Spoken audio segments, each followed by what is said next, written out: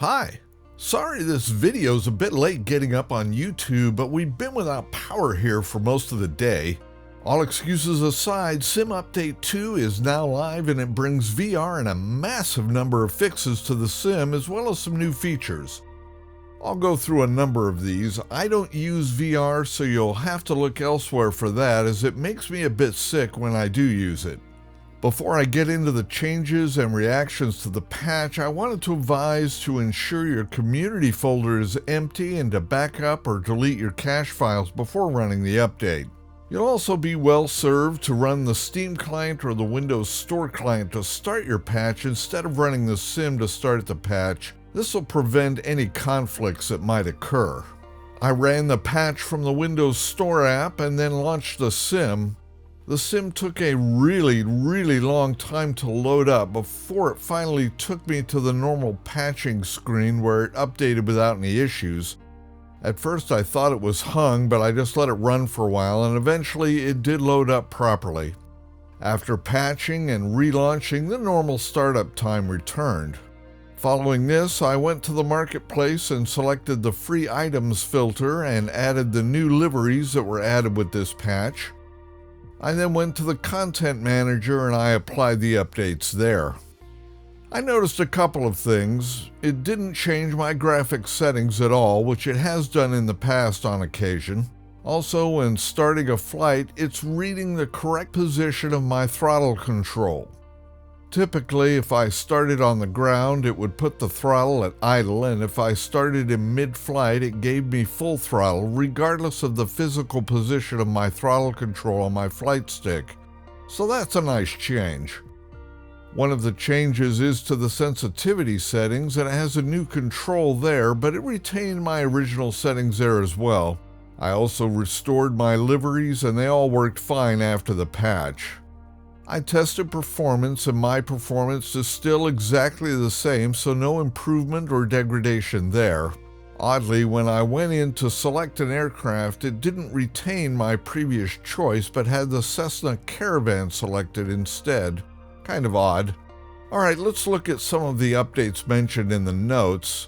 They've added a holiday scavenger hunt. You have to find 12 landmarks with holiday lights on them and then tweet them the locations after you find them all. Good luck to all of you scavenger hunters. As previously mentioned, they've added VR to the sim. I'd love to hear from any of you that use this to see how you like it in the comments or over on my Discord. The settings in the sim now have a section dedicated to the VR controls as well. They've added 2 new training missions for the Airbus A320, and that's really nice. Maybe I'll give Airliners a try now that I have some training materials. They've updated live weather and enhanced it with Meteo Blue data so that it includes snow and ice. On this snow tracking website, they indicate heavy snowfall right now in this southern part of Alaska. So heading over there and turning on live weather, and indeed we have a massive snowstorm with zero visibility. So it's good to see they've fixed and enhanced the live weather. They've also added some Airbus landing challenges, but I'll leave those to you airliner pilots to enjoy. I'd love to hear in the comments how you like those. In the recent Microsoft holiday trailer, they featured 2 dogs named Sam and Rufus flying the pits with custom liveries. They've included those 2 custom liveries in the sim update for the pits. So you can see them here. Very nice. And here is the Aviators Club livery that they also added with this update. I'm pleased to see they're adding liveries into the sim finally. They also added test pilot liveries, but those are only given to alpha and beta software testers, neither of which I am, so you'll have to look elsewhere to see what those look like. New content manager updates include a reworking of the UI with filters now on the left side and the select all option up at the top here. In the settings for the controls, they've added some changes to the sensitivity settings.